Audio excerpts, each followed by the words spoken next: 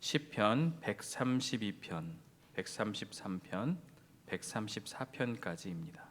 시편 132편만 봐도 좋은데 134편까지 이제 세 개를 이렇게 하나로 묶어서 좀 당황스럽긴 한데요. 133편하고 134편은 사실 3절밖에 되지 않아서 짧은 시편입니다. 132편은 이제 성전에 올라가는 노래가 이제 거의 맞춰지는데 가장 긴 내용을 담고 있어요. 내용은 하나님의 신실하심이 성전과 다윗 왕조를 통해 어떻게 드러나는지를 보여주고 있어요. 이 시편은 언제 누가 기록했는지 알 수는 없지만 내용을 보면 저자가 누구겠다라고 짐작할 수는 있어요. 성전 건축에 대한 다윗의 간절한 열망이 있고 하나님과 다윗 사이에 맺어진 그 언약 내용이 있기 때문에 또 솔로몬이 성전을 봉헌하며 드린 기도와 비슷한 부분도 있어서 그래서 솔로몬이 지은 것은 아닌가라고 우리가 생각해 볼 수는 있습니다. 132편은 이제 두 부분으로 나뉘죠. 1절에서 10절까지가 기도의 내용, 그리고 11절부터 18절은 그 기도에 대한 응답. 그래서 딱 잘라놓고 맞추면 그 내용이 일치하고 있습니다. 다윗의 갈망, 다윗의 간절한 기도가 하나님의 응답과 일치하는 것을 보면 다윗이 정말 하나님 마음에 합한 사람이었구나라는 것을 다시 한번 알게 돼요. 물론 그가 죄를 짓지 않았거나 깨끗한 사람이라고 하는 건 아닙니다. 하지만 그럼에도 하나님께서 그를 마음에 합한 자라고 말씀하시고 그의 삶에 있어서 하나님을 향한 갈망, 성전을 향한 그의 열망은 오늘 우리에게도 많은 교훈을 주고 있어요. 우리가 세상을 살아가면서 하나님 중심으로 하나님을 믿는 믿음으로 살아가지만 삶이 바쁘고 힘들다 보면 하나님은 잊고 살아갈 때가 많이 있어요. 우리가 뭐 성경도 그러하고 여기 이제 새벽기도 오시거나 이제 매 영상을 그 음성으로 들으시는 분들은 성경을 펼치고 하지만 또 너무 바쁘다 보면 그 성경에 먼지가 쌓이고 그저 주일날만 이렇게 말씀을 보기도 하고 생각하기도 하는데 다윗은 평생에 늘 하나님을 기억하고 생각하며 살았다. 그게 성전을 향한 열망으로 보여졌던 거예요. 오늘 우리도 하나님을 향한 열망이 얼마나 우리 안에 있는가라는 것을 한번 좀 생각해 보면 좋을 것 같아요. 1절을 보면 여호와여 다윗을 위하여 그의 모든 겸손을 기억하소서. 이 겸손이라는 단어가 고통과 고난이라는 뜻이 있어요. 뭐 근심이라는 뜻도 있어요. 그래서 개역 한글에는 그의 모든 근심한 것을 기억하소서라고 기록되어 있습니다. 그의 고통, 그의 근심. 물론 지금 태평성대 나라가 부강해지고 평안했지만 그의 마음은 여전히 불편했죠. 그 이유가 무엇입니까? 자신은 백향목으로 지은 궁전에 있지만 하나님의 성전은 천막에 임시처소에 머물러 있는 것에 대한 그의 불편한 마음이 계속해서 드러나고 있죠. 그래서 자신은 그 하나님의 성전을 짓고자 간절히 원했으나 하나님의 응답은 무엇이었나요? 노였어요. 안 된다. 물론 다윗이 피를 많이 흘리고 솔로몬은 피 안 흘리지 않았죠. 그래서 저는 하나님께서 다윗이 피를 많이 흘려서라고 말씀도 나와 있지만 그냥 하나님이 짓지 말라고 하셨다. 저는 그렇게 생각을 해요. 하나님께서 막으셨다. 너의 때는 아니다. 하지만 그 간절한 열망과 바람은 그가 준비하는 그 과정에서 하나님께서 충분히 채워주셨죠. 비록 내가 짓지는 못하지만 레바논에서 또 많은 곳에서 좋은 자재들을 모으고 그 설계도까지 다 준비하면서 모든 것을 다 준비했죠. 어떤 사람은 뭐 다윗이 지었다, 반은 지었다라고 말도 하지만 사실 저는 그렇게 생각을 하지 않고요. 어쨌든 준비하고 그 모든 과정을 함께했다. 이것이 다윗의 마음이라는 것을 우리가 보게 되어지죠. 다윗은 좌절하지 않고 하나님께서 허락하신 만큼 준비하고 그래서 그의 모든 겸손을 기억하소서 또 근심을 기억하소서 이 말은 그의 성전을 향한 열망, 바로 그것을 보여주고 있다라고 우리가 생각해 볼 수 있어요. 이제 2절부터 쭉 보시면 다윗은 제가 아까 조금 전에 말했던 것처럼 하나님의 성전을 짓는 것을 간절히 원했는데요. 이 3절에서 특히 5절은 다윗의 열망이 얼마나 강한지를 보여주고 있어요. 내가 내 장막집에 들어가지 아니하며 내 침상에 오르지 아니하고 내 눈으로 잠들게 하지 아니하며 내 눈꺼풀로 졸게 하지 아니하기를 여호와의 처소 곧 야곱의 전능자의 성막을 발견하기까지 하리라 하였나이다. 성막을 내가 간절히 지을 때까지, 발견할 때까지 나는 잠을 자지 않겠다. 실제로 자지 않겠다가 아니라 그만큼 내가 하나님이 거하실 처소, 또 그리고 법궤를 향한 그의 간절한 열망이 이 말씀 가운데 담겨 있습니다. 그의 삶의 목표는요, 나라가 부강해지고 자신의 자식들이 잘 되는 것에 있지 않았어요. 그는 철저히 하나님 마음에 합한 자로서 이 성전을 향한 열망이 그에게 그의 마음을 보여주고 있죠. 6절부터는 구체적으로 표현되고 있어요. 우리가 그것이 에브라다에 있다함을 들었으니 나뭇밭에서 찾았도다. 우리가 그의 계신 곳으로 들어가서 그의 발등상 앞에서 엎드려 예배하리로다. 여호와여 일어나사 주의 권능한 궤와 함께 평안한 곳으로 들어가소서. 우리가 사무엘서를 보면 블레셋과의 전쟁에서 그들이 밀리니까 뭘 가져와요? 언약궤를 가져와요. 언약궤를 가져왔으면 하나님이 우리와 함께 하니까 승리해야 하지만 오히려 반대로 법궤를 빼앗기고 패배하게 돼요. 그들이 이제 언약궤를 우상처럼 생각했기 때문인데요. 하나님께서 다시 블레셋을 치심으로 언약궤를 되찾게 되죠. 기럇 여아림 아비나답의 집에 한 20년 동안 보관되었죠. 하나님을 사랑했던 다윗은 이 언약궤를 가져오기까지 편히 잠들 수가 없다는 거죠. 그래서 그 에브라다, 나무밭 이 모든 것이 정확히 무엇을 말하는지를 알 수 없지만 아마도 기럇 여아림 혹은 그곳에 있는 그 법궤를 향한 다윗의 마음이다라는 것을 우리가 생각해 볼 수 있어요. 언약궤가 이제 예루살렘으로 옮겨지고 다윗이 어떠한 행동을 하나요? 그 법궤가 들어오는 그 과정에서 춤을 추죠. 우리가 생각할 땐 예배라고 보면 됩니다. 그냥 뭐 댄스를 췄다 이게 아니라 하나님의 법궤가 들어오는 것을 너무나 기뻐해서 마음까지 그 몸까지 온전히 하나님을 찬양하고 예배하는 그 모습. 그러나 미갈은 그 모습을 가지고 비판을 하죠. 하나님 앞에서는 자신이 왕이지만 체면 필요 없다. 그저 한 명의 예배자에 불과하다라는 것을 그의 겸손 그런 것을 우리는 볼 수 있어요. 9절에 보면 주의 제사장들은 의를 못 믿고 주의 성도들은 즐거이 외칠지어다. 온 이스라엘이 기쁨으로 충만하기를 지금 소원하고 있어요. 법궤가 성전이 그 모든 것들이 그들과 함께할 때 우리는 진정으로 기뻐할 수 있다. 그러면서 10절에 주의 종 다윗을 위하여 주의 기름 부음 받은 자의 얼굴을 외면하지 마옵소서. 다윗을 외면하지 말아달라는 그러한 기도이죠.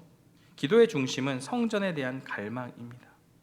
하나님은 다윗이 아닌 그의 아들을 통해 성전을 짓게 하셨지만 다윗은 평생 하나님의 임재에 대한 갈망을 간절히 원했어요. 단순히 건축을 하고 안 하고의 문제가 아니라 하나님과 함께 하는 것에 대한 갈망입니다. 시대적인 상황을 생각하면 오늘 우리는 그 성전을 짓는 것이 무슨 그렇게 큰 대수냐, 하나님이 우리와 함께 하시는데 꼭 그래야만 하는가라고 질문할 수 있지만 그 시대로 돌아가면 이 성전이라는 것이 언약궤라는 것이 하나님의 임재를 나타내기 때문에 하나님을 향한 사랑의 표현이 바로 이러하다라는 것을 우리는 알 수 있는 거예요.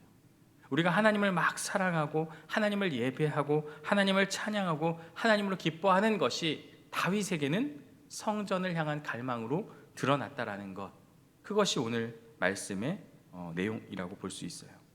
11절부터는요 기도에 대한 하나님의 응답인데요, 여호와께서 다윗에게 성실히 맹세하셨으니 변하지 아니하실지라 이르시기를 내 몸의 소생을 내 왕 위에 둘지라.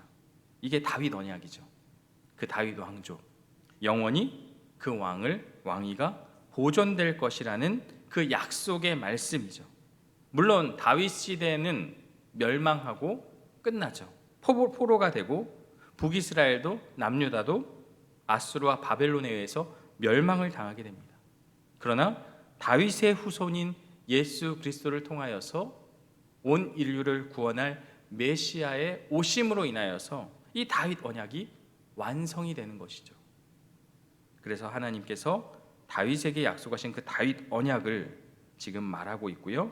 11절에 여호와께서 다윗에게 성실히 맹세하셨으니 변하지 아니하실지라 이르시기를 내 몸의 소생을 내 왕위에 둘지라. 그러면서 12절에 내 자손이 내 언약과 그들에게 교훈하는 내 증거를 지킬진대 그들의 후손도 영원히 내 왕위에 앉으리라 하셨도다.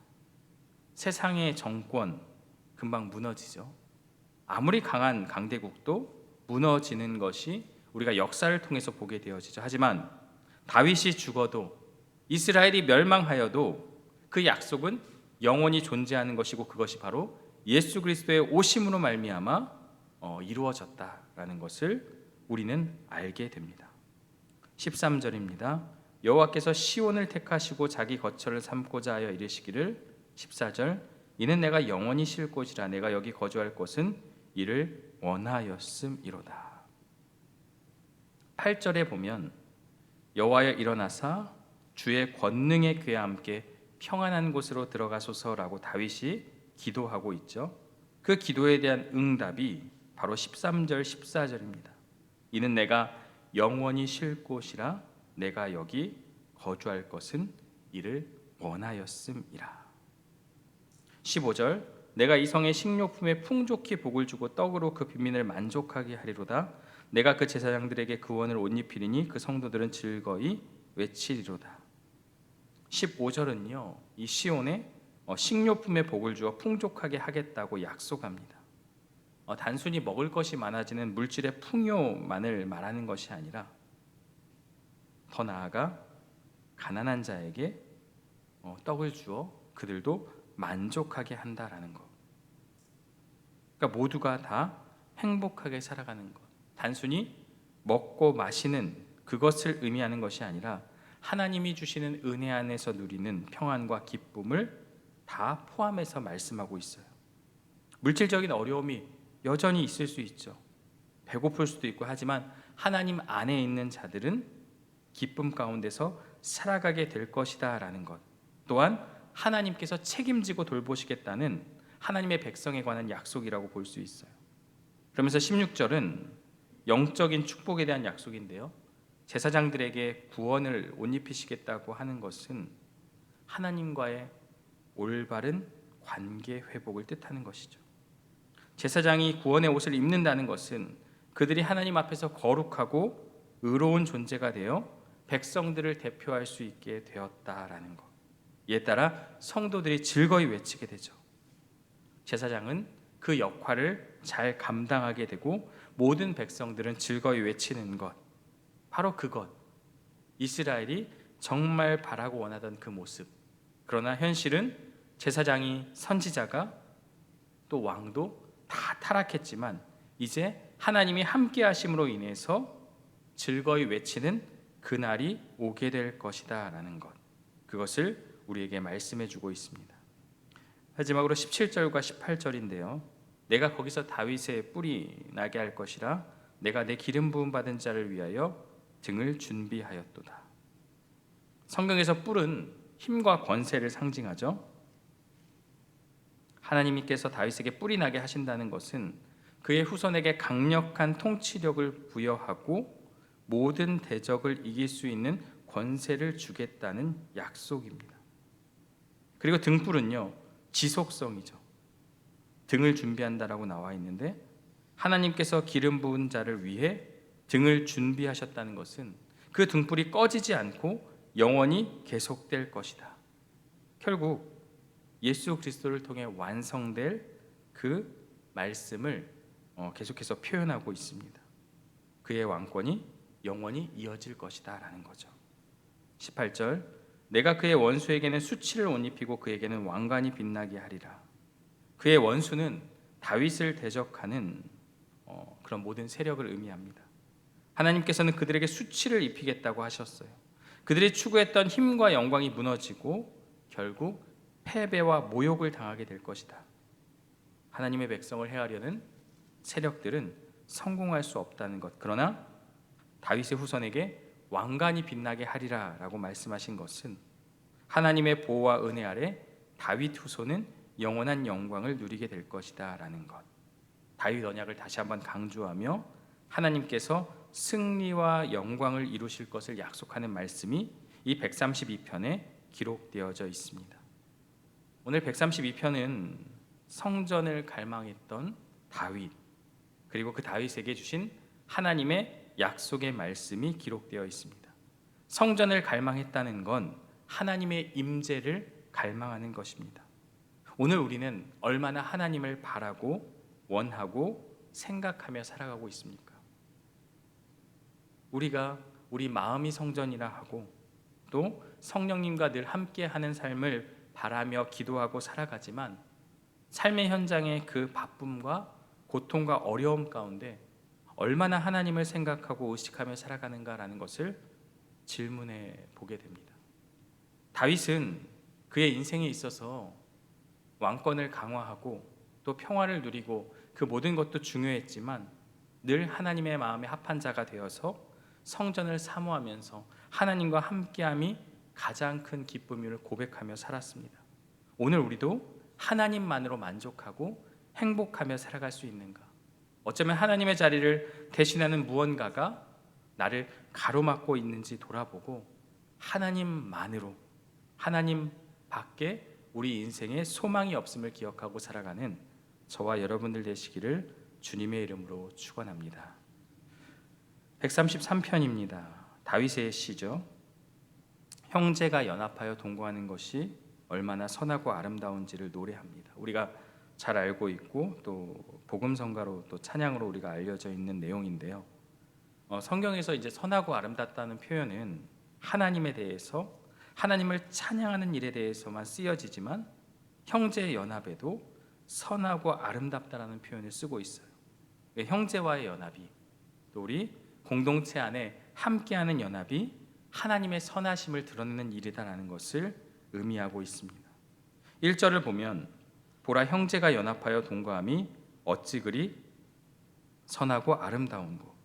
이 선하다라는 것이 바로 토부죠. 토부 교회도 우리가 수요일 날 들었는데 이 토부라는 것은 창세기에서 하나님이 모든 것을 창조하신 후에 보시기에 좋았더라라는 뜻이 담겨 있어요. 형제가 연합하여 동거함이 하나님이 보시기에 좋았더라. 저는 이제 자녀가 하나밖에 없어서 그렇지만 자녀가 둘 이상 있는 집은 이제 형제간에 자매간에 서로 사랑하고 아껴주고 함께하는 모습을 부모가 보기만 해도 기쁘잖아요. 서로 간에 다투고 막 하는 것보다 서로 챙겨주고 위하고, 항상 이제 부모님께서 저에게도 하는 말씀이 이제 너는 누나랑 너밖에 없다라는 그런 말씀을 자주 하시는데, 그 형제 안의 그 연합, 그것을 좀 더 확장한다면 우리 교회 안에 또 내가 속한 공동체 안에 함께하는 사람들과의 연합이 그만큼 중요하다는 것을 우리에게 말씀해 주고 있습니다. 하나님이 보시기에 좋은 일이다라는 거죠. 이스라엘 백성들이 예루살렘에 모여서 함께 예배하는 모습을 보며 큰 감동을 보았겠죠. 그들이 그렇게 하는 모습들, 예배하기 위해 한자리에 모였습니다. 이 성전에 올라가며 그들은 하나님을 생각하고 순례자의 모습으로 그들은 그렇게 나아가면서 모두가 모여서 함께 하나님을 예배하는 것, 그러한 형제 연합, 그것이 하나님이 보시기에 선하고 기뻐하는 일이다라는 것을 우리에게 말씀하고 있어요. 그럼 반대로 다투고 분열하고 갈등을 일으키는 것은 하나님께서 기뻐하지 않는 것이다라는 것을 우리는 알게 되어지죠. 2절과 3절은요, 두 가지 비유를 통해서 위로부터 임하는 하나님의 은혜를 강조하는데요. 머리에 있는 보배로운 기름이 수염 곧 아론의 수염에 흘러서 그의 옷깃까지 내림 같고, 아론의 머리에서 흘러나오는 보배로운 기름. 우리가 구약 성경을 보면 왕과 선지자 제사장을 세울 때 기름을 붓게 되죠. 그 성령의 임재를 상징하는 것입니다. 머리부터 시작해서 수염과 옷깃까지 흘러내리는 기름은 성령의 은혜가 머리 대신 그리스도로부터 온몸인 교회 전체에 충만하게 부어지는 것을 의미할 수 있어요. 오늘 우리에게는 그렇게 적용해 볼 수가 있겠죠. 두 번째 비유는 헐몬의 이슬이 시온의 산들에 내리는 것이다 라고 말하는데요, 헐몬산은 이스라엘의 북쪽 높은 산으로 가나안 땅에 생명을 공급하는 이슬의 근원이 됩니다. 이 이슬이 비가 오지 않는 건기에도 식물과 농작물이 살아갈 수 있게 하는 하나님의 축복을 상징한다는 건데요, 하나님의 생명의 말씀이 메마른 영혼에 임하여 우리를 살리고 풍요롭게 한다는 그런 영적인 교훈을 우리가 볼 수 있게 되죠. 이 두 가지 비유에서 공통점이 무엇입니까? 기름도 위에서부터 아래로, 이슬도 위에서부터 아래로, 위로부터 내려온다는 거죠. 세상의 연합은요, 서로 간에 조율하고 또 사람들의 어떤 그런 평등한 그런 가운데서 이루어지지만, 하나님의 공동체는 위로부터 주어지는 은혜에 의해 가능해진다. 즉 하나님이 함께 하실 때 공동체가 함께 연합이 될 수 있다는 것을 우리에게 말씀해 주고 있습니다. 133편 3절 이 뒷부분 보면 거기서 여호와께서 복을 명령하셨나니 곧 영생이로다. 여기서 거기는 하나님의 임재가 있는 시온을 상징하고, 오늘 우리에게는 우리가 속한 교회 공동체가 될 수 있고요, 우리가 함께하는 그 모든 공동체가 될 수 있겠죠. 하나님께서는 그곳에서 복을 명령하죠. 이 복이 바로 영생이라는 것입니다. 시편 133편은 성도의 연합이 사람의 노력으로 이루어지는 것이 아니라 위로부터 내려오는 은혜다라는 것. 그래서 성도가, 교회가 하나가 되고 연합이 되는 길은 우리가 서로를 이해하고 맞춰주자가 아니라 함께 하나님께 시선을 고정하고 성령의 은혜를 구할 때 하나가 될 수 있다. 결국 같은 곳을 바라봐야만 연합할 수 있다는 것을 우리에게 말씀하고 있습니다. 이 말씀을 기억하며 하나님께서 기뻐하시는 것, 우리가 화합하고 하나가 되는 것임을 기억하고, 우리가 다 같은 곳을 바라보고 있잖아요. 하나님을 바라보는 그 믿음으로, 그 시선으로 서로 간에 다툼과 분열이 아닌 연합하는 우리 모두가 되어야 한다는 것을 133편은 강조하고 있습니다. 마지막으로 134편인데요, 송축하라라는 표현이 반복돼요. 하나님을 송축한다는 것은 하나님을 예배하고 그분께 영광을 돌리는 것을 의미하는데요, 시편 134편 1절 보면 보라, 밤에 여호와의 성전에 서 있는 여호와의 모든 종들아 여호와를 송축하라. 이 밤에 성전에 서서 하나님을 섬긴다, 우리가 제사장 혹은 레위인들을 상상해 볼 수 있는데요, 여기에 이제 서 있다라는 것은 하나님을 섬기는 태도를 의미하죠. 언제든지 하나님을 섬길 준비가 되어 있으며 그 지시에 순종할 준비가 된 사람들을 말해요. 밤에도 성전을 지키고 등잔불이 꺼지지 않게 관리하고 다음날 아침에도 제사를 준비하는 이들의 헌신과 노력, 이들이 왜 이렇게 했냐면 하나님께서 영광을 받기에 합당하신 분이기 때문이라는 거죠. 구약의 모든 예식은 오실 메시아를 예표하고 예수 그리스도의 오심으로 완성되었습니다. 그래서 이제 우리는 제사를 지내거나 어떤 등불을 켜거나 짐승을 제물로 드리거나 이렇게 소제나 이런 번제를 드리진 않지만, 하나님을 예배하고 찬양해야 한다는 그 중심의 마음은 그때나 지금이나 변함이 없죠. 우리의 형편과 기분에 상관없이 하나님의 신실하심을 끊임없이 고백해야 한다. 바로 그것이 여호와의 모든 종들아 여호와를 송축하라라는 이 말씀 가운데 담겨 있습니다.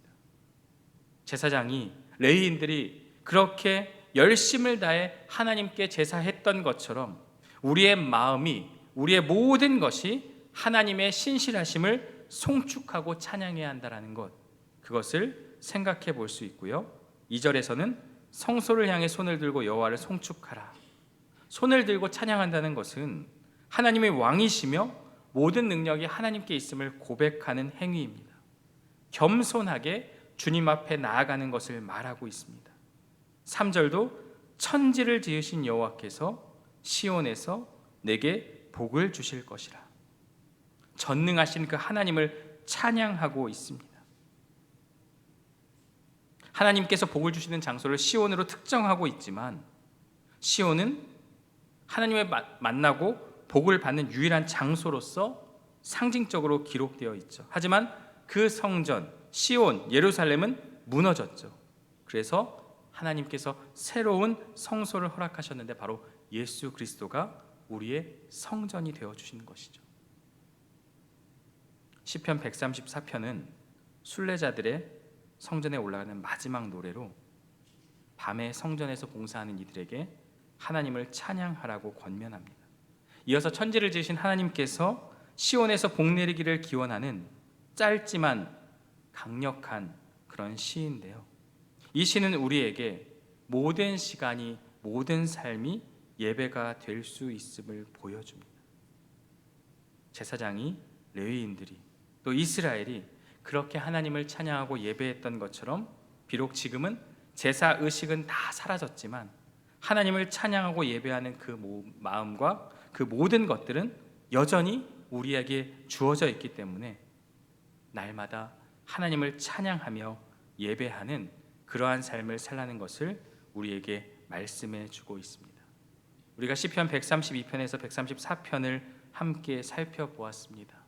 오늘 우리는 정말 다윗처럼 하나님의 성전, 하나님을 향한 갈망이 우리 안에 있습니까? 세상살이가 바쁘다는 핑계로 하나님을 멀리하고 있지는 않습니까?